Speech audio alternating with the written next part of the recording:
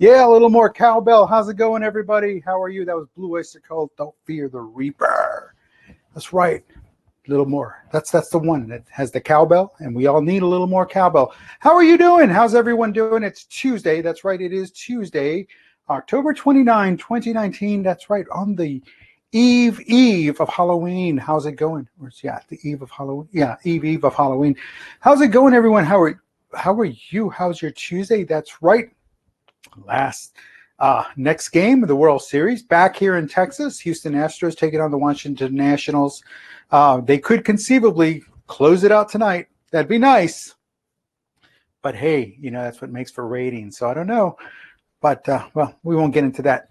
It's sports. That's right. It's sports. And today, lessons or leadership in the news. Sorry about that. That's what we talk about on Tuesdays, leadership in the news.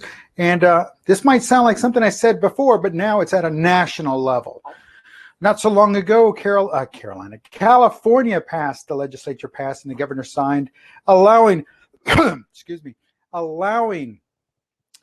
California-based college athletes to get money, get some bucks for their name, their likeness, and their image, so they can get those endorsement deals. Because hey, you know what? They weren't getting it. I mean, these kids were, they were putting themselves in situations they didn't need to be putting themselves into, and families were being put in situations they didn't need to put themselves into, banking on the ability, on the future ability of the student athlete. And well, they were getting themselves in some financial trouble. And so California said, you know what? It's time to change things around. The NCAA, that's the governing body for collegiate sports, college, anything. They didn't like that. They didn't like that one bit. But guess what? Today, it just came out. It was released not so long, a little bit earlier this afternoon, or late the afternoon. The NCAA clears way for endorsement money. That's right. So now the NCAA has met. They've approved, and it won't kick off until 2021. So it's still some work. They got some fine tuning to do, and I understand it. But what's going to happen is to ensure that the NCAA gets its cut. I mean, hey, they're the ones that setting the rules, and you've got to meet the rules. But it's going to allow the student athletes to get paid, finally to get paid. And that's a very good thing, because here they are playing 100 miles, giving 100%, giving everything they got, dedicating this time, this effort, this to the sport as well as to college, because they don't graduate them. And in some cases, some of these kids have to leave a little early, and then things happen. And even while they're still in school, a kid blows out his knee. Well, he has nothing, no professional money coming on the other end of college. And of course, there's going to be some of those that, make it, they have no problem, and they get into the pro side of things and they make some bucks, but not everybody's going to make it. There are thousands upon thousands of college athletes, but there's hundreds upon hundreds of professional athletes that can come over from college. So you see the big picture. But in the meantime, you can have these college standouts that are making money for the team or for the university, and making money for the NCAA because of the endorsement deals that the NCAA and those universities put together. Meanwhile, the student athlete gets nothing. But get his name, his picture, his likeness is appearing on those NCAA football games on PlayStation and Microsoft One and all of those. But now things are changing, and that's a good thing. So what does that say? It says that, hey, sometimes what comes out of California might just be a good thing. I'm being funny, I'm being facetious, but think about it. It took this one state to recognize and to organize and to say, boom, here's the deal. Here's what's going to happen. Because they saw an injustice. So they took the initiative, and guess what? Now the national governing body has decided, said, you know what? It's not a bad deal. This is the way it's going to go. Either we have to deal with all 50 states, or we can just set the rules at this level and let everybody else come up and meet us at that point.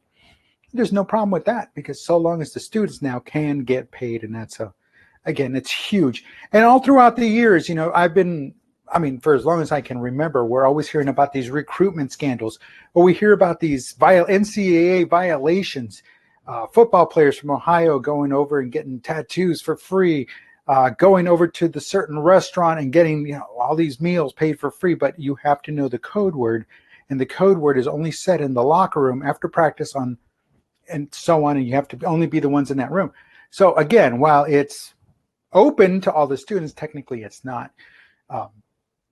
Dealerships, you hear about car dealerships lending vehicles and stuff like that, and it happens. It's happened. Well, guess what? Now that's going to rein in that nonsense, and hopefully a lot of locations, a lot of institutions won't fall into that dynamic of, well, you violated NCAA rules. Now you're going to have to pay the price, especially for that, especially when a kid goes hungry. Seriously, no kid has to go hungry. I know a 300-pounder linebacker, they eat a lot, but again, no kid has to go hungry. If that's why he's going out there and getting that free meal because he's hungry, well, guess what? That's changing. That is definitely changing. I mean, things have been in place and kind of along the way, but now it's more certain. It's more for real. It's set. It's set in stone. It's going to happen. Again, they're working crossing the T's, dotting the I's, working out the details, but something good is coming out of this. And so that is a very good thing. And when the leadership can recognize that, hey, someone else is doing something, we need to do something before it gets out of control and we have no more control. That's when they step up and say, you know what, we're going to do something about it. So that being the case, that's a very good thing.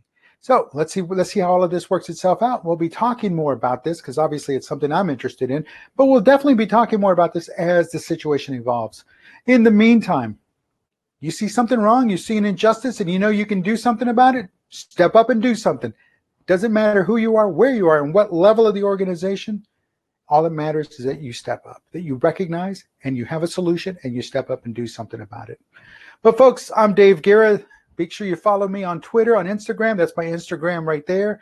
That's my Twitter handle right there at Dave Guerra. This has been Leadership in the News, and we're talking about the NCAA approving or clearing the way for endorsement money for those college athletes. Again, today is Tuesday, October 29, 2019. Thanks for stopping by. We'll talk to you soon. Have a great evening. I'll talk to you tomorrow. Oh, don't forget, I'm early tomorrow.